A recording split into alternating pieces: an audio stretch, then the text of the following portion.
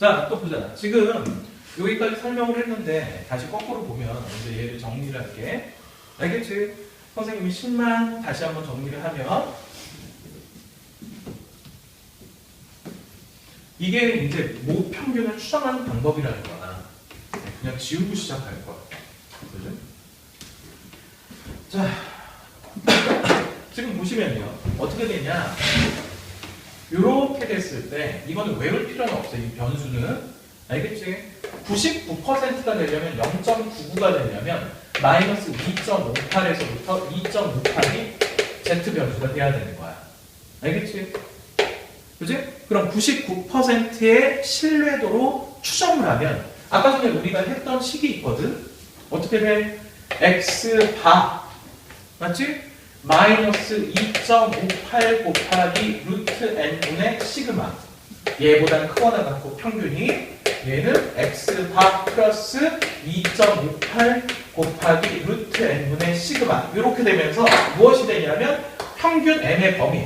그런데 원래는 얘가 지금은 X바의 의미지만 X바의 평균과 X의 평균은 똑같다라고 그랬지? 표본 평균의 평균과 모집단의 평균은 똑같다라고 했으니까 결과적으로 얘는 모집단의 평균을 추정한 것과 동일한 개념을 갖게 된다는 거야.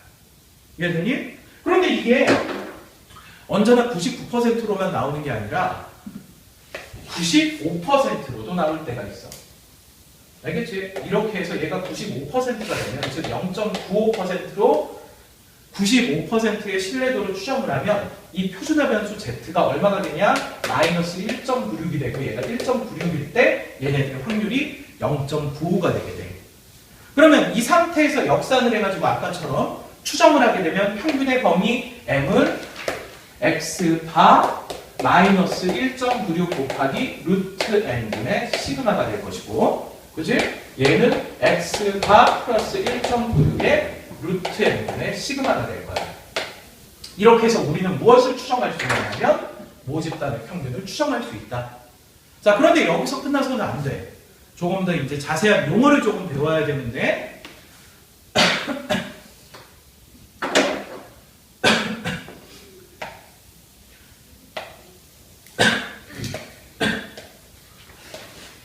신뢰도 여기 확률을 갖다가 여기 확률을 갖다가 P라고 하자. 알겠지? 확률을 갖다가 P라고 하면 여기 있는 K 값이랑 마이너스 K 값 있지? 얘를 갖다가 K를 신뢰 개수라고 불러. 알겠니? 그런데 우리가 고등학교 수학에서는 사용하는 신뢰 개수는 뭐냐면 두 가지만 사용을 해. K가 1.96일 때는 얘 확률이 신뢰도가 얼마가 되냐면 신뢰도가 95%가 되게 됩니다. 그 다음 K가 그치? K가 2.58이 되게 되면 얘는 신뢰도 99%가 되게 되는 거지. 알겠니? 그러면 이 상태에서 K를 변수로 해가지고 모집단 모평균 M의 범위를 추정을 하면 이렇게 나오게 될 거야. 모평균 M의 범위는 X바 마이너스 K 곱하기 루트 N분의 시그마가 될 것이고 얘는 X바 플러스 K 곱하기 루트 N분의 시그마가 되게 돼. 알겠지? 그래서 이 전체 구간을 갖다가 뭐라고 부르냐면 이 범위를 갖다 신뢰 구간이라고 불러. 수직선상에서 이렇게 한번 보면 얘를 갖다가 간단하게 우리 P라고 치환을 하고 얘를 갖다가 간단하게 Q라고 치환을 해보자고. 맞지? 그러면 P에서부터 Q까지의 범위를 얘기를 하거든. 맞지? 이게 평균이 들어갈 수 있는 범위잖아. 모평균의 범위란 말이야. 평균이 여기 어딘가 있을 거라 이 얘기지. 그래서 이 전체 구간을 갖다가 무엇이라고 부르냐면 얘를 갖다 신뢰 구간이라고 부르는 거야. 알겠니? 그 다음 요 길이 있지. 요 길이 있지. 요 길이. 맞아? 신뢰 구간은 범위를 얘기하는 거고 알겠지? 신뢰 구간이 의미하는 것은 평균이 들어갈 수 있는 범위를 얘기하는 거고 요 P에서부터 Q까지 길이 있지. 그것을 무엇이라고 부르냐면 신뢰 구간의 길이라고 부르게 돼. 그래서 신뢰 구간의 길이 M은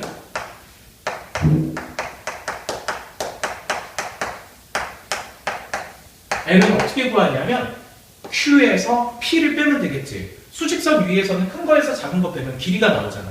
그러니까 X 플러스 K 곱하기 루트 N분의 시그마에서 얘를 빼주니까 X 반은 소거되고 2K 곱하기 루트 N분의 시그마가 나오게 된단 말이야. 얘를 갖다가 뭐라고 부르냐면 실내 구간의 길이라고 하는 거지.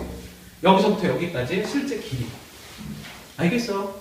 근데 거기엔 단위가 붙으면 안 돼. 뭐 센치 뭐 이런 거 붙이면 안 돼. 미터 이런 거. 알겠죠? 지환이 이해되니? 네. 요게 용어예요. 사실은 이걸 이해한다기보다 선생님이 가르쳐준 용어를 기억해야 되고요. 많이 사용되는 공식은 얘하고 얘인 거죠. 알겠어요? 필요한 거 메모하세요. 하나만 더 배우면 끝납니다.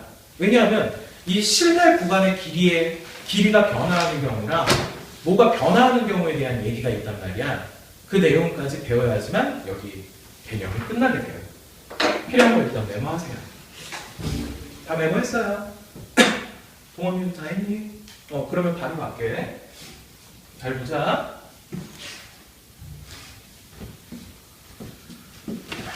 자, 지금 방금 배운 것만 다시 한번 공식만 요약을 한번 해보면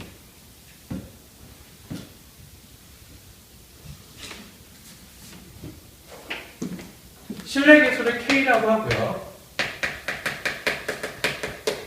얘를 갖다가 추정을 하면 x바의 범위, 평균의 범위를 추정을 하면 평균 m의 범위는 x바 마이너스 k 곱하기 루트 n분의 시그마가 된다라고 그랬고요. 그 다음 얘는 x바 플러스 k 곱하기 루트 n분의 시그마가 된다라고 했습니다. 그 다음 얘가 k가 1.96일 때 95%인 것은 외울 필요 없습니다. 문제에서 주어져요.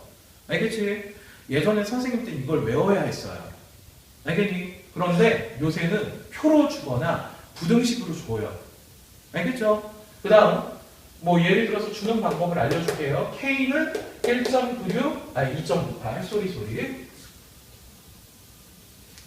2.58 곱하기 루트 n분의 시그마죠. 루트 n분의 시그마죠. 2.58일 때 99%가 된다. 그런데 이렇게 줄 때도 있고 얘를 갖다 이렇게 주는 거야. 자, 봐봐. P, Z가, 그지? 0에서부터 뭐 Z가 1.96까지의 확률은 맞지? 얼마가 된다? 0.95를 반으로 나눈 얼마가 되는 거야? 0.475가 된다. 이런 식으로 준단 말이야. 그럼 마이너스 1.96에서부터 1.96까지의 확률은 얼마가 된다는 얘기야? 0.95가 된다는 얘기지. 그러니까 이 얘기가 95%를 실내 계수를 사용을 할 때 1.96을 사용해라 라는 얘기를 거꾸로 알려주는 거야. 그런데 눈에 익숙하면 좋잖아. 맞지? 1.96하고 2.58 어디서 많이 봤는데 그런데 뭐 그러면 될 거 아니야. 그 다음 얘를 갖다가 수직선 위에 뭐 표시하는 건 아니지만 한번 수직선 위에 표시를 해보면 이 전체 구간을 갖다가 우리가 뭐라고 불렀냐면 실외 구간이라고 불렀고 맞지? L은 실내 구간의 길이를 얘기하는데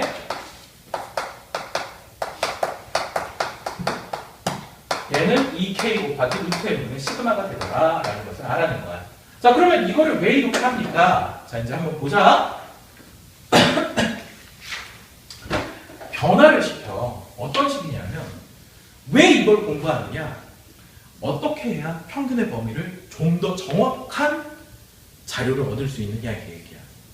평균의 범위를 좀 더 정밀하고 정확한 자료를 얻고 싶어서 추정을 하는 거 아니겠니? 만약에 예를 들어서 이런 게 있는 거야. 인간의 몸무게가 들어갈 수 있는 범위를 추정해라. 0kg부터 1톤. 1톤은 100kg 넘는 사람들이 있지. 1톤이면 1000kg잖아. 그치? 그럼 0에서부터 1000톤. 그러면 그 범위 안에 들어갈 확률은 몇 %야? 100%거든. 그럼 그게 정밀하냐 이 얘기야. 아니지. 말도 안 되게 큰 범위를 잡아가지고 그냥 다 들어가게 만들어놨는데 그걸 어떻게 정밀한 자료라고 할 수 있겠냐고. 그럼 정밀한 자료를 만들기 위해서 어떻게 돼야 하겠느냐라는 거야. 그런데 지금 여기를 보면 실내 구간의 길이 L을 보면 2K 곱하기 루트 n분의 시그마인데 사실은 변화시킬 수 있는 게 두 가지밖에 없어. 표준 편차는 정해지는 거야. 그러면 우리가 변화되는 경우는 뭐하고 뭐가 변화되냐면 붉은색이 없지? 빨간색. 자, 요 녀석하고 요 녀석이 변화될 때 어떻게 되는지만 확인하면 된다는 거지. 자, 그러면 먼저 어떻게 하냐면 n을 고정시키는 거야. 그리고 k 값을 변화시키는 거지. 맞아? 그럼 만약에 k 값이 커졌다 하면 l의 길이가 어떻게 될까? 지금 얘는 2k 곱하기 루트 n분의 시그마인데 얘는 곱해져 있잖아. 분자에. 그럼 얘와 얘는 무슨 관계가 돼? 얘가 무시되면 상수가 되면 정비례 관계가 되지. 그렇지? 정비례 관계가 되지. 그러면 얘는 어떻게 되냐면 k 값이 상승할수록 l의 길이는 상승하고 k 값이 작아질수록 l의 길이는 작아진단 말이야. 맞지? 실내 구간의 길이가 작아지는 거야. 그러면 이때는 표본의 개수가 고정되어 있을 때는 신뢰도를 높여야지만 실내 구간의 길이가 길어지고 이쪽이 좀 더 정밀한 자료가 되는 거야. 알겠니? 정확한 추정 혹은 정밀한 추정이 되는 거지. 알겠어? 이해되니? 그 다음 만약에 두 번째는 이번에는 K를 고정을 시키는 거야. 맞지? 그러면 얘는 L은 어떻게 돼? 2K 곱하기 루트 M분의 시그마가 되거든. 그런데 얘는 뭐야? 그럼 얘를 고정시키고 얘는 상수값이니까 변수가 되는 것은 분모에 있는 M만 되잖아. 근데 분모에 들어가니까 얘랑 얘는 반비례 관계란 말이지. 그러니까 L이 증가하면 N은 감소하게 되고, 맞지? 그치? 아니, 거꾸로 써야 된다. 이거를 N이 증가하면 N은 작아지게 되고, N이 작아지게 되면 L은 증가하게 된단 말이야. 맞지? 그치? 자, 그러면 봐봐. 얘는 한번 예를 들어서 이렇게 보자. 잘 봐봐.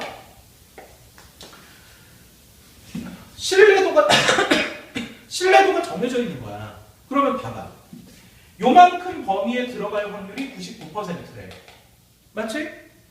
지금 실내 구간의 길이가 작은 거야. 그 다음 요 범위에 들어갈 확률이 99%래. 야, 그러면 어느 게 정밀한 거야? 얘는 요 구간이 작아야지 더 정밀한 거 아니야. 요 작은 데 들어갈 확률이 99%라는 게 더 정밀한 거 아니야? 평균의 범위가, 평균이 만약에 몸무게가 50kg인데 얘는 45에서 55로 되어 있는 거야. 그 다음 얘는 30에서 60, 70으로 되어 있는 거지. 그러면 99%로 똑같이 추정을 하는데 얘의 몸무게는 45에서 55 사이에 들어가. 맞아? 얘는 평균이 몸무게가 30에서 70 사이일 거야. 그럼 어느 게 더 정밀하냐고. 실내 구간의 길이가 좁아져야지 정밀한 추정이 되는 거야.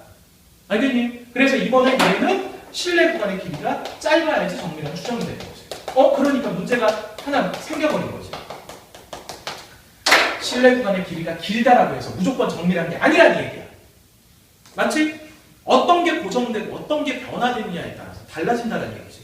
그러니까 실내 구간의 길이가 길어졌는데 정밀해지려면 이 식을 딱 떠올리면서 정밀해야 K가 증가해야 된다는 거야. 실내 개수가. 그치? 만약에 근데 봐봐. 실내 개수는 커지고 표본의 크기는 커지면. 그치? 이거 봐봐.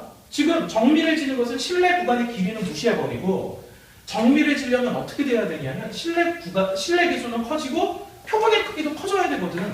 예를 들어서 봐라. 10만 명 있는데 50명 확인한 거야.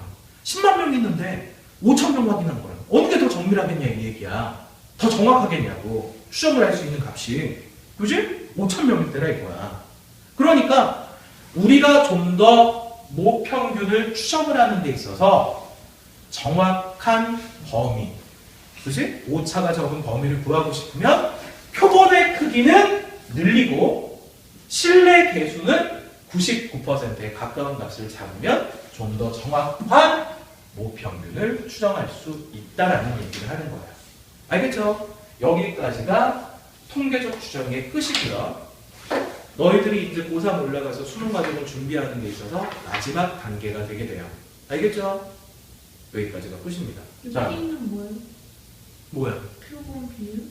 모 비율이요? 비율은 일단 빼놓으세요. 알겠죠? 그거는 나중에 선생님이 학교에서 배운 사람은 설명해 주고요. 아닌 사람은 아예 안 배우는 게 나아요. 수능 모의고사에서는 나온 적이 있지만요. 실제 수능에서 모비율이 언급된 적이 최근에 거의 없어요. 최근에 알겠죠? 없으면 이제 나오는 거 아니에요? 예를 들면 뭐 그런 거지. 순서도 있지. 순서도. 분명히 내신 시험에서 배우거든? 근데 내신 시험에서 학교 선생님들 중에서도 모비율을 가르치는 선생님이 있고 안 가르치는 선생님이 있어. 너 이씨 내가 안 보이게 하라고 그랬지. 야! 안 집어넣어? 아예 안 보이게 하라고 그랬지. 알겠어. 그래서 모비율은 나중에 보자. 알겠어. 학교에서 모비율을 언급했다. 학교에서 언급했다. 동원이 진도 끝났나? 아니요? 아직 안 끝났어 학교에서? 네. 어디다가? 아 이거는 끄고 이제 설명 끝났고 아 또 배터리 없어. 헉, 녹화 안 된 거 아니야?